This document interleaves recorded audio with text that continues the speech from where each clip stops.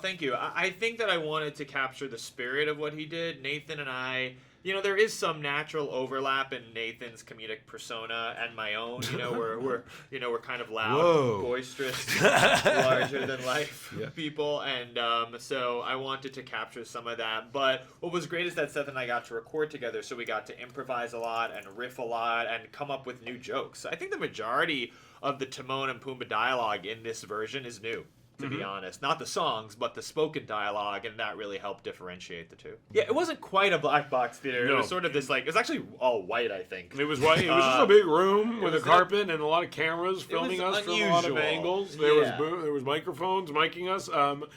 And we just kind of performed the scenes. Yeah, it was a good opportunity to kind of get the scenes on their feet and to humanize it, to make it, Right.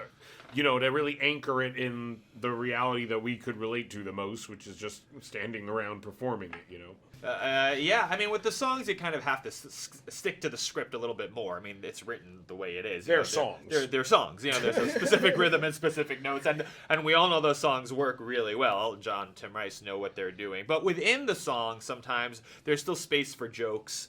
You pause here, you pause there, you throw in some banter, and a lot of that stuff is new. I mean, that's obviously an iconic song, so there's pressure to get that song right. But we tackled it the same way we did a lot of it, which is that we were all together. Donald Glover was in the room with us, too. And we also had Hans Zimmer, who did the original movie, so he really knows the music inside and out. And it was great to have him and John as guides for that. I think of the songs we sing, Hakuna Matata is the one that Timon and Pumbaa really have to carry.